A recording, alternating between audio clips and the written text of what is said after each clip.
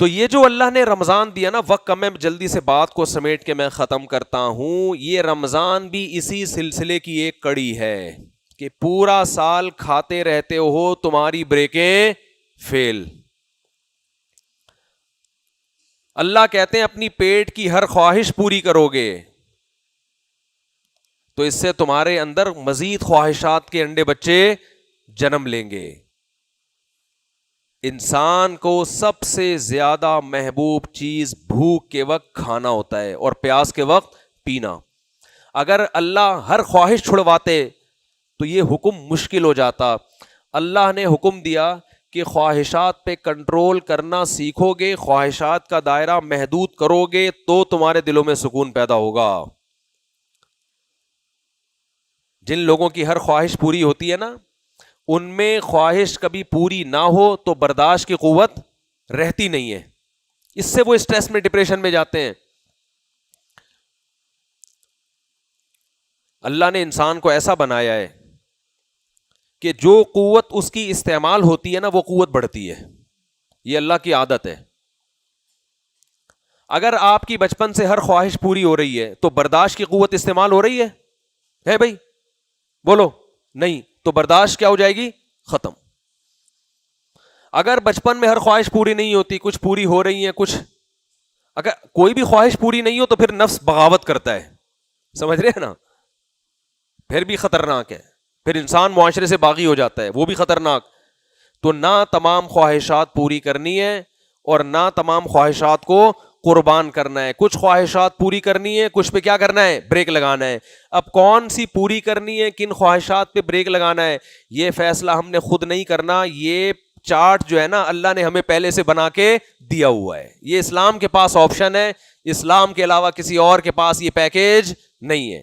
وہ ہمیں اللہ نے پہلے سے ایک پیپر پہ لکھ کے دے دیا ہے، یہ پوری کر لو، یہ والی چھوڑ دو. ساری چھوڑو بھی نہیں، بغاوت پیدا ہوگی.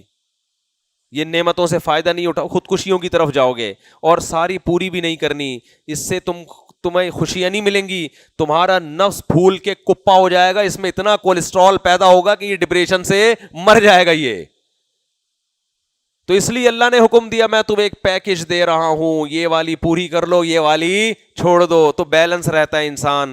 جب آپ اپنی خواہشات کو لگام دیتے ہیں، روکتے ہیں، آپ میں برداشت کی قوت پیدا ہوتی ہے. ہوتے ہوتے ہوتے ہوتے وہ قوت اتنی اسٹرانگ ہو جاتی ہے کہ کسی وقت آپ کی کوئی بڑی خواہش بھی اگر پوری نہ ہو تو آپ پہلے سے اس غم کو برداشت کرنے کے لیے تیار ہوتے ہیں. ورنہ انسان ایسا بن جاتا ہے کہ اس میں برداشت کی صلاحیت ہی ختم ہو جاتی ہے.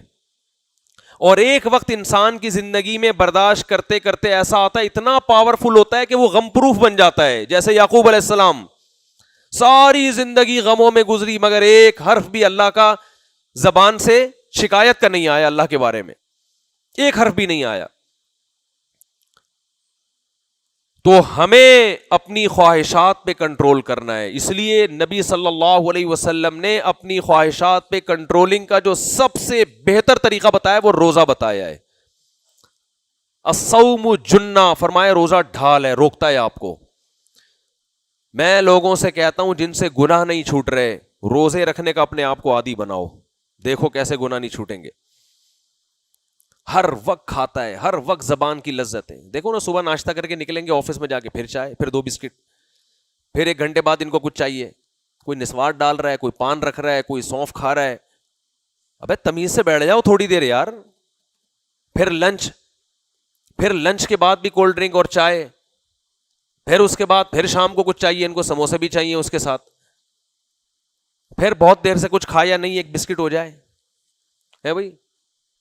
یہ سونف رکھی ہوئی ہوتی ہے، وہ تھوڑا سا زبان کا ٹیسٹ چینج. پھر رات کو کھانا، پھر سونے سے پہلے ڈاکٹر حکیم نے کچھ بتایا بھائی یہ کھا کے سو. یہ تو شکر ہے رات کو آنکھ نہیں کھلتی، ورنہ پھر اٹھ کے کچھ کھائیں گے. تو جو خواہشات کا اتنا غلام بن چکا ہو، جس کمبخت سے 4-5 گھنٹے صبر نہ ہوتا ہو، وہ شریعت پہ کیسے چلے گا؟ وہ حقوق اپنے اور اللہ کے اور مخلوق کے حقوق ادا کرنے کے لیے یہ ضروری ہے کہ آپ اپنی خواہشات کو کنٹرول کرنا، بلکہ اپنے حقوق ادا کرنے کے لیے بھی ضروری ہے. اپنے حقوق کیا ہے؟ اپنی صحت بنانا.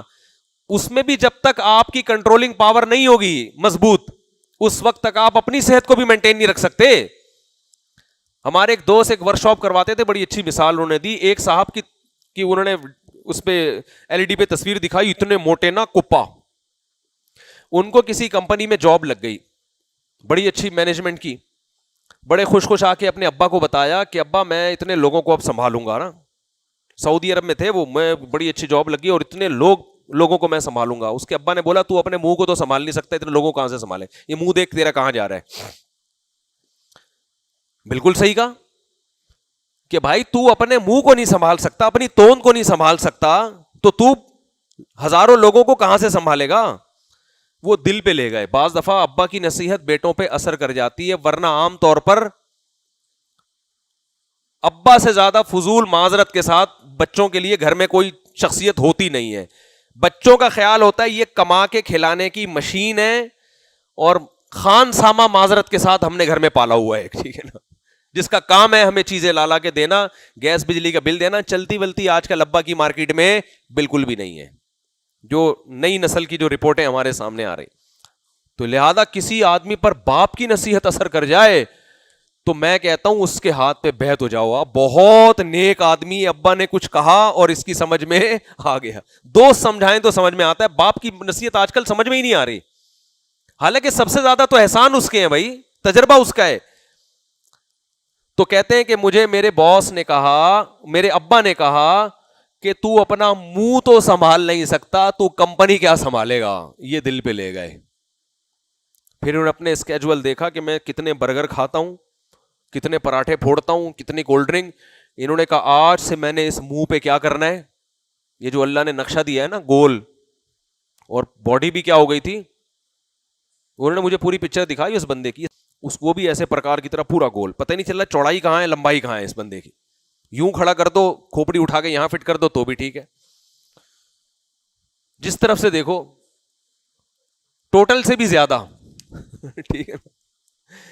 تو خیر انہوں نے پھر ایکسرسائز شروع کی, کھانے پینے پہ کیا کیا, کنٹرول, پراٹھے مراٹھے چھوڑ دیے, کنٹرول کیا کھانے پہ, اور اللہ کی قدرت کے 1 سال کے اندر آدھے سے زیادہ مارکیٹ سے وہ شارٹ ہو گئے.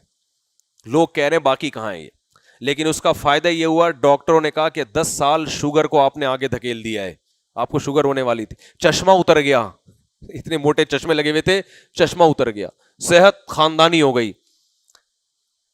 تو اپنے حقوق ادا کرنے کے لیے بھی انسان کو اپنے نفس پہ کنٹرول کرنا پڑتا ہے. تو اللہ کے حقوق اور مخلوق کے حقوق کہاں سے ادا ہوں گے, سب سے زیادہ تو اپنا خیر خواہ ہوتا ہے.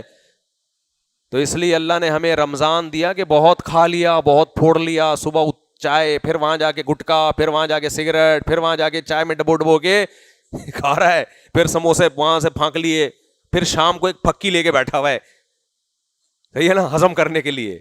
رائزک کے مریض میں نے دیکھے ہیں, ہر کھانے سے پہلے رائزک کھا رہے ہیں. تو اب تو یہ دوائیں ایسی ہو گئی ہیں, ہمارے کھانے کا جز بن جائیں گی تھوڑے دنوں میں. یہ جو ہے نا, یہ جو ہاضمے کی دوائیں ہیں, تھوڑے دنوں میں آپ دیکھیں گے کہ یہ بھینس بھی یہی دینا شروع کر دے گی, مجھے لگ رہا ہے. کھیتوں سے یہی اگنا شروع ہو جائیں گی. اللہ کہیں گے تم نے آلو پیاز ٹماٹر تو چھوڑ دیے, تم زیادہ شوق سے ہاضمے کی دوائیں کھا رہے ہو, تو ہو سکتا ہے یہ اگانا شروع کر دیں لوگ. تو اتنا کھا رہے ہیں. تو اللہ نے حکم دیا کہ جو سب سے لذیذ خواہش ہے, انسان کی باڈی کی 2 ریکوائرمنٹ ہوتی ہیں, ایک زبان کی لذت اور ایک خواہشات, سیکسول ڈیزائرز.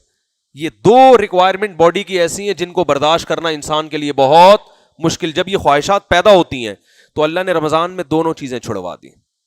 نہ روزے کی حالت میں زوجہ سے ہم بستری کر سکتے ہو, اور نہ روزے کی حالت میں پانی پی سکتے ہو, نہ کھا سکتے ہو, نہ گٹکا, نہ سگریٹ, نہ پان. اور یہ 2-4 دن کی بات نہیں ہے, پورا مہینہ تم نے اس اسکیجول میں گزارنا ہے. تو اس کا بڑا مقصد کیا ہے, اپنی خواہشات کو کنٹرول کرنا سیکھو. لیکن ہم اتنے ڈھیٹ ہیں, ہم کہتے ہیں اللہ تو نے سحری سے لے کے افطاری تک چھڑوا دیا, افطاری کا ٹائم آنے دے, بس تو آنے دے, آن دے خالی. ایسے آستی نے چڑھا, آن دے خالی.